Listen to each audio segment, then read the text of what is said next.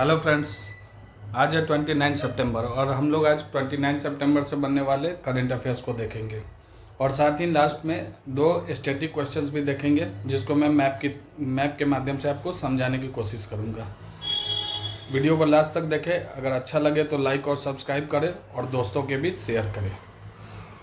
Which became the first private company to provide reservation to Agniveers. अब अग्निवीर्स को reservation आरक्षण देने वाला पहला निजी कंपनी कौन बन गया है? तो ये बना है अभी हाल ही में ब्रह्मोस एरोस्पेस।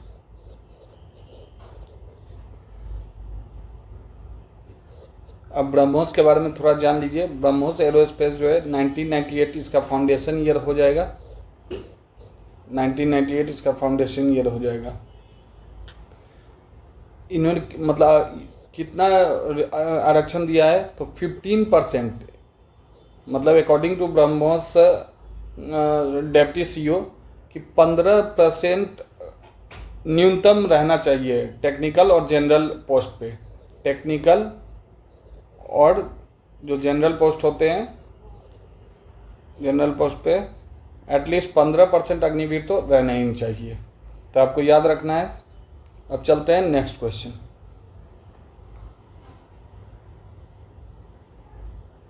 नेक्स्ट क्वेश्चन है, रिसेंटली लीजेंड अंपायर आलिम दार has announced his retirement from international cricket, from which country does he belongs. इसमें मैंने कोई ना पिक रखा है ना कोई एक्सप्लेनेशन दिया है। आप देखिए, ये डायरेक्ट पूछा जाएगा आपसे, तो आप एग्ज़ाम के तरह ही पढ़िए अब क्वेश्चंस को, क्योंकि एग्ज़ाम अब आने वाला है। तो आलिम दार जो है उन्होंने अपना रिटायरमेंट अनाउंसमेंट कर दिया है। तो वो किस देश के हैं? तो आलिम दार किसके हैं? पाकिस्तान।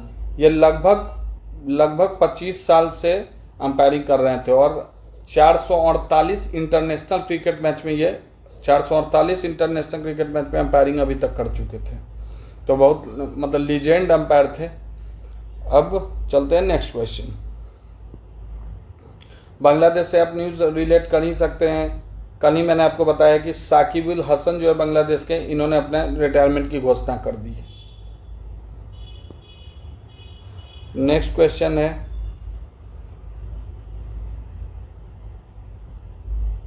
विच writer's first memoir Mother Mary comes to Me will be launched next year. आप इस पिक को देख लेंगे, पहचान रहेंगे, यह है अरुंधति राय। तो इनका ये पहला मेमोयर हो जाएगा, अरुंधति राय का। अब इससे क्या रिलेट कर सकते हैं? आपको इतना याद रखना है, Mother Mary comes to me किसका बुक है? ये अरुंधति राय का है। और ये कब लॉन्च हो रहा है? तो ये नेक्स्ट ईयर सितंबर में ही लॉन्च होगा, मतलब सितंबर 25। ये 2025 के सितंबर में लॉन्च होगा। और इससे आप और क्या रिलेट कर सकते हैं? आप देखिए, इससे स्टैटिक पूछ लेता है। जैसे इनका एक फेमस बुक है the God of small things, तो आपसे या तो पूछ लेगा the God of small things के राइटर कौन है। आप यहीं से सब याद करते चलिए, आपको एग्ज़ाम में बहुत अच्छा मतलब फ़ायदा मिलेगा। The God of small things, ये इनकी रचना थी 1997 में। इसके लिए इनको क्या मिला? इंटरनेशनल बुकर प्राइज़ मिला, इंटरनेशनल बुकर प्राइज़। अब एक चीज़ और रिलेट कर सकते हैं हम अगर करेंट ही पढ़ रहे हैं तो, कि इस साल का इंटरनेशनल बुकर प्राइज़ किसे मिला है? इस साल का इंटरनेशनल बुकर प्राइज़ 2024 ये किसे मिला है? तो ये मिल गया है माइकल हॉफमैन को। याद रखिएगा, बहुत इंपॉर्टेंट क्वेश्चन है ये। माइकल हॉफमैन को मिल गया। अब सलमान रुश्दी, अभी हाल ही 10-12 दिन पहले का न्यूज़ है कि सलमान रुश्दी को आइसलैंड में हेलाडोर लैक्सनेस लिमिटेड इंटरनेशनल लिटरेरी अवार्ड मिला है। याद रखिएगा, हेलाडोर लैक्सनेस इंटरनेशनल लिटरेरी प्राइज़ मिला है इनको।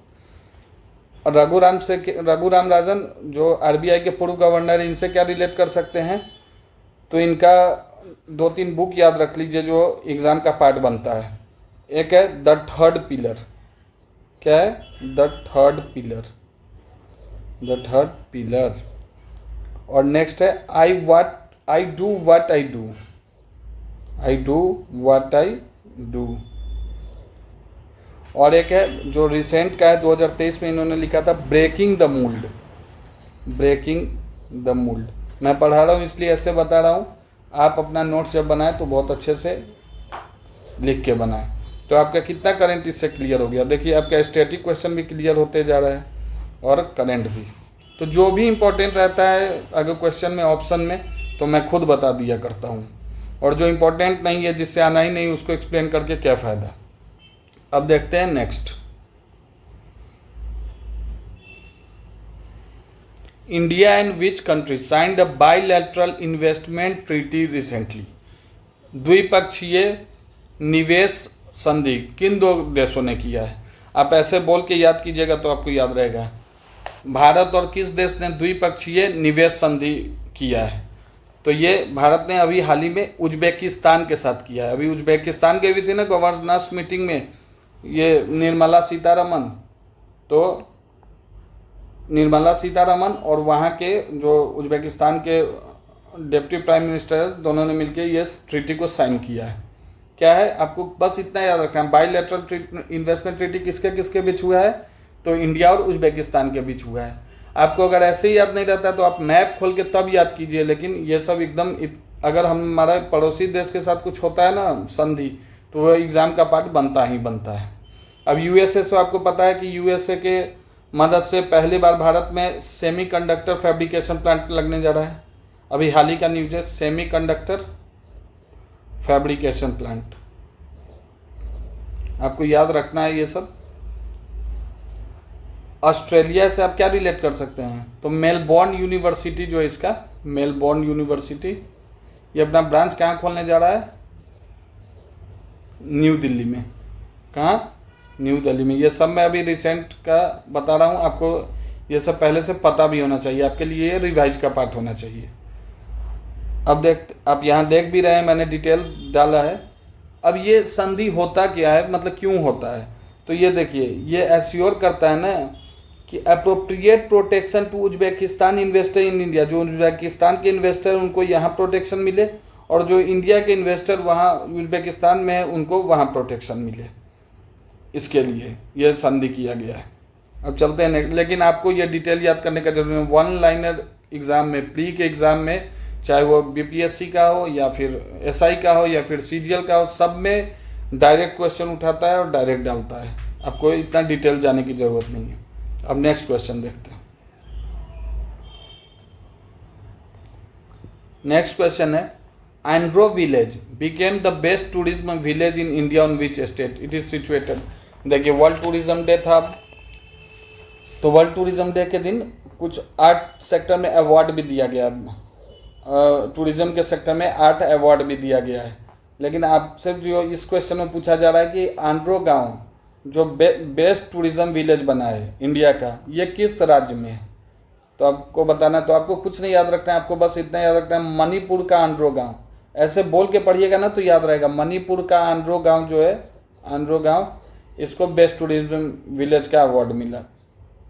बेस्ट टूरिज्म विलेज यही बना है। कौन गांव बन गया है, मणिपुर का आंध्रो गांव। बस इतना याद रखना है। अब देखते हैं नेक्स्ट क्वेश्चन।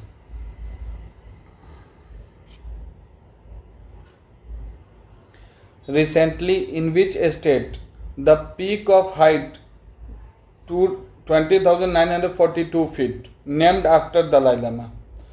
ये जो आप टीम देख रहे हैं, आपको यहाँ पिक में दिख रहा होगा टीम, ये निमास जिसका फुल फॉर्म बनता है national institute for mountain and adventure sports. इसके 15 सदस्य टीम, मतलब 15 सदस्य की एक टीम, 15 सदस्य थे टीम में। और टीम के जो हेड थे ये थे रणवीर सिंह, कर्नल रणवीर सिंह। इतना आप याद रखिए। ये क्या मतलब, ये अरुणाचल प्रदेश के एक माउंटेन पे चढ़े हैं, चढ़ाई की हैं, जिस पे अभी तक कोई नहीं चढ़ा था और उस पीक का कोई, मतलब उस चोटी का अभी तक कोई नाम भी नहीं था। तो इन्होंने इनका नाम छठे दलाई लामा, अभी 14वें क्रम का दलाई लामा है ना, तो छठे क्रम के दलाई लामा के नाम रखा है, नाम पे ये चोटी रख दिया। तो क्या नाम हो जाएगा, सांग यांग। मैं चाहता तो पहले से ही ऐड करके रखता ये सब, लेकिन मैं लिख के इसलिए बताता हूँ कि आपको याद रह सके। सांग यांग ग्यात्सो पीक। आपको याद रहेगा छठे दलाई लामा के नाम पे, सांग्यांग ग्यात्सो पिक। अब चलते हैं नेक्स्ट क्वेश्चन। अगला क्वेश्चन है, world rabies day is observed on which day every year. विश्व रेबीज डे कब मनाया जाता है? तो ये 28 सितंबर, ये हर साल 28 सितंबर को विश्व में रेबीज की जागरूकता, रेबीज बीमारी से बचने का जागरूकता फैलाने के लिए ये मनाया जाता है। और इस बार का जो विषय था, थीम याद रखिएगा, ब्रेकिंग द बाउंड्रीज। कई बार ऐसा होता है कि डेट ना पूछ के आपसे थीम पूछ लेता है, तो याद रखना है ब्रेकिंग द बाउंड्रीज इस बार का थीम था। अब चलते हैं नेक्स्ट क्वेश्चन पे।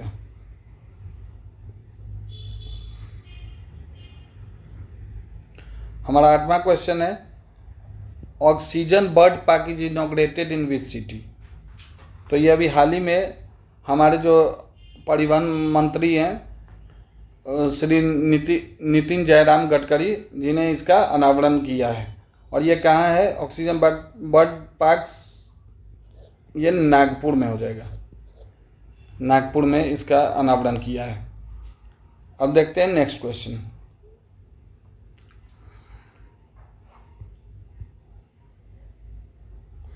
World heart day is observed on which day. विश्व हृदय दिवस हम लोग कब मनाते हैं? तो ये मनाया जाता है 29 सितंबर। कब? 29 सितंबर को। क्यों मनाते हैं? अभी देखिए, जो विश्व में है ये विश्व में कार्डियोवैस्कुलर डिजीज बहुत ही बढ़ते जा रहा है। कार्डियोवैस्कुलर डिजीज, तो लोगों में हृदय संबंधी बीमारियों से के जागरूकता फैलाने के लिए यह दिन को मनाया जाता है, ताकि लोग इससे अवेयर हो सके कि कैसे इस बीमारी से बचा जाए।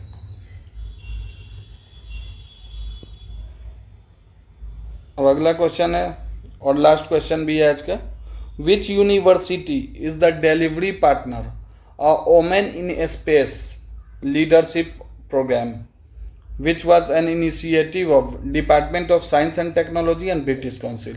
तो इसका आंसर हो जाएगा कोवेंट्री यूनिवर्सिटी। आपको याद रखना है, वोमेन इन स्पेस, ये इनइक्वालिटी को कम करने के लिए है, ये पहल लाया गया है department of science and technology of British council, और ये कोवेंट्री यूनिवर्सिटी के साथ, ठीक है,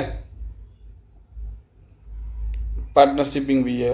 और ये कहाँ हो जाएगा कोवेंट्री यूनिवर्सिटी? ये हो जाएगा इंग्लैंड में, याद रखिएगा। अब हमारा लास्ट का 2 क्वेश्चन स्टैटिक है, तो आज देखते हैं स्टैटिक के questions. Which country is located on the Iberian peninsula in Europe. आपसे पूछ रहा है कि आइबेरिया, ये जो आइबेरिया प्रायद्वीप पर इनमें से कौन कंट्री है, तो आपको बताना है। तो इसका आंसर हो जाएगा स्पेन। आइए अब मैप के थ्रू समझते हैं।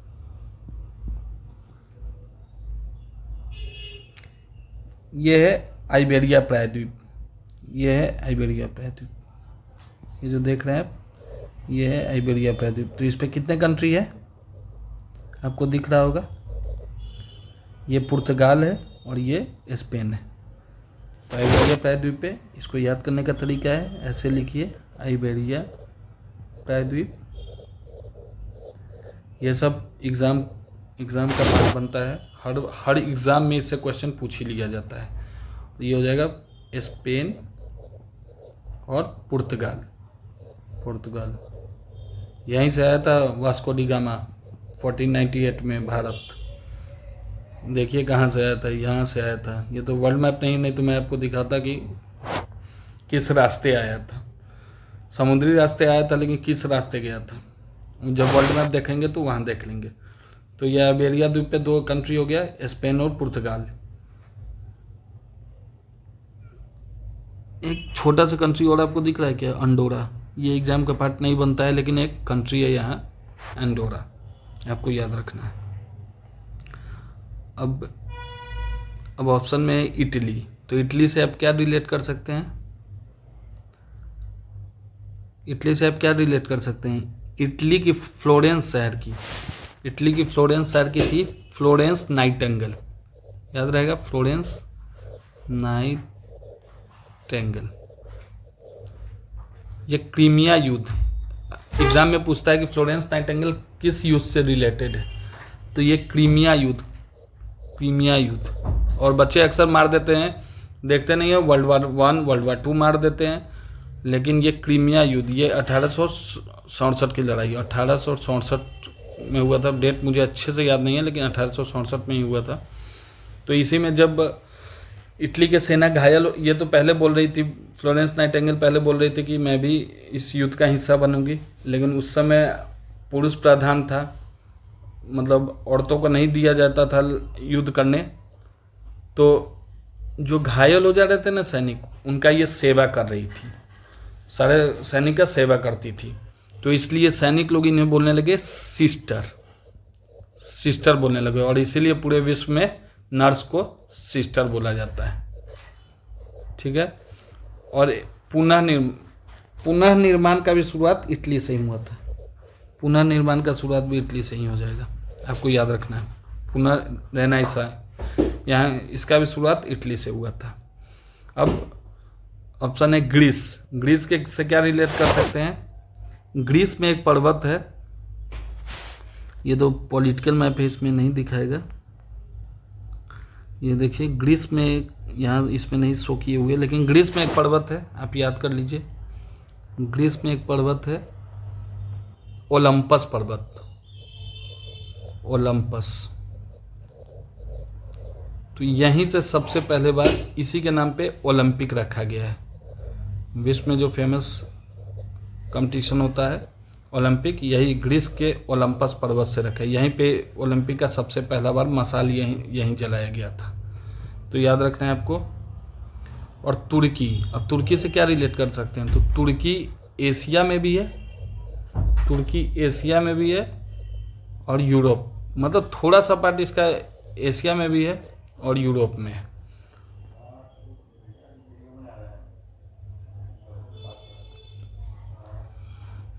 तुर्की। अब देखते हैं नेक्स्ट क्वेश्चन।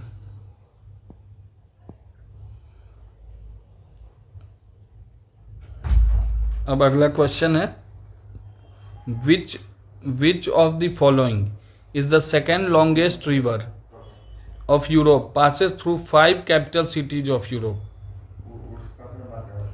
तो आपसे पूछ रहा है कि मतलब यूरोप का दूसरा सबसे लंबा नदी कौन है, और ये 5 कैपिटल सिटीज मतलब 5 राजधानी से गुजरती है।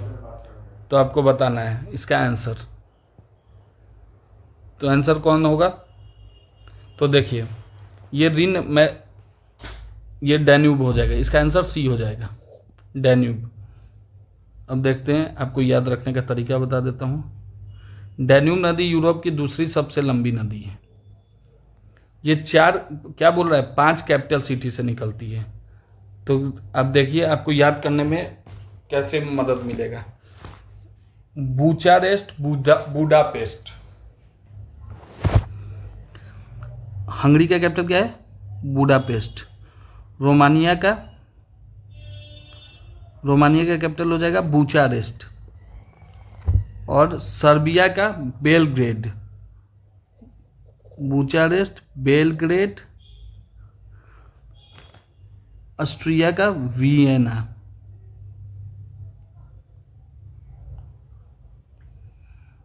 और ब्रातिस्लावा, ये 5 स्लोवेनिया का, ब्रातिस्लावा। ये 5 है। मैं दूसरा कलर लेता हूँ, कलर दिख नहीं रहा है। तो अब ध्यान से देखिए, ये 5 कैपिटल सिटी से गुजरती है। तो कौन कौन गुजरती है याद रखने का मैं तरीका बता रहा हूँ। रोमानिया का कैपिटल क्या है? ये हो जाएगा बुचारेस्ट। ये बहुत बार क्वेश्चन आ जाता है कि 5 कैपिटल सिटी से और कौन इसमें नहीं है, तो आपको याद रहेगा, तभी तो नहीं वाले को अलग कर पाएंगे। तो ये रोमानिया का कैपिटल क्या है? बुचारेस्ट। हंगरी का कैपिटल क्या है? बुडापेस्ट। इधर स्लोवाकिया का कैपिटल क्या है? ब्रातिस्लावा। याद रखना है आपको, ब्रातिस्लावा। तो कितना हो गया? 1 2 3 और ये ऑस्ट्रेलिया का कैपिटल क्या है? ऑस्ट्रिया का, ऑस्ट्रिया यहाँ है, इसका कैपिटल हो जाएगा वियना। तो क्या हो गया? Bucharest, Budapest, Bratislava, Vienna. और एक ये सर्बिया का कैपिटल है बेलग्रेड। तो आपको याद कैसे करना है? आप बस एक वियना आपको याद करना है। अब डैन्यूब रिवर जो है, आप यहाँ लिख के देखिए, डैन्यूब रिवर कितने? 5 कैपिटल सिटी, 5 कैपिटल सिटी हो गया। तो आपको कुछ नहीं करना है, बी बी बी बी, और एक आपको बस वियना याद रखना है। आप ऐसे भी नहीं याद कर पा रहे हैं तो ऐसे ही याद रख लीजिए, ये वियना कैपिटल है, ऐसे याद रख। ऑस्ट्रिया ही याद रख लीजिए, ऑस्ट्रिया का कैपिटल वियना, ए के बाद 4 बी, ये दोनों ट्रिक है। अब देखिए, बुचारेस्ट, बुडापेस्ट, बेलग्रेड और ये ब्रातिस्लावा, ठीक है, ये हो गया 5। यहाँ से डैन्यूब रिवर क्रॉस करती है, और डैन्यूब रिवर कहाँ जाके गिर जाती है? तो ये काला सागर में, ब्लैक सी में जाके अपना पानी गिरा देती है, याद रहेगा। अब देखते हैं ऑप्शन, ऑप्शन क्या है? एक रीन नदी है, रीन नदी कहाँ है? ऑप्शन में पूछ रहा है हमसे रीन नदी, तो ये रीन नदी हो जाएगा जर्मनी, ये जर्मनी की नदी है, जर्मनी की सबसे साफ नदी है, जर्मनी की सबसे साफ नदी है। और इसमें आपको जानकर हैरानी होगा कि इसमें जो बिजनेस है ना, ज़्यादातर कोयला का होता है, ज़्यादातर कोयला का बिजनेस होता है।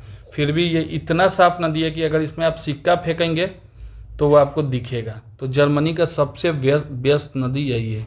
व्यस्त नहर कील नहर है और नदी रीन नदी है, ठीक है। वोल्गा नदी, ये यूरोप की, ये डैन्यूब दूसरी सबसे लंबी नदी थी ना, वोल्गा नदी यूरोप की सबसे लंबी नदी है, सबसे लंबी नदी। याद रहेंगे इतने फैक्ट्स, आप याद जरूर रखिएगा, इससे क्वेश्चंस आते हैं। अगर वीडियो इन्फॉर्मेटिव लगा हो तो लाइक और सब्सक्राइब ज़रूर करें और दोस्तों के बीच साझा करें। मिलते हैं अगले वीडियो में। Thank you.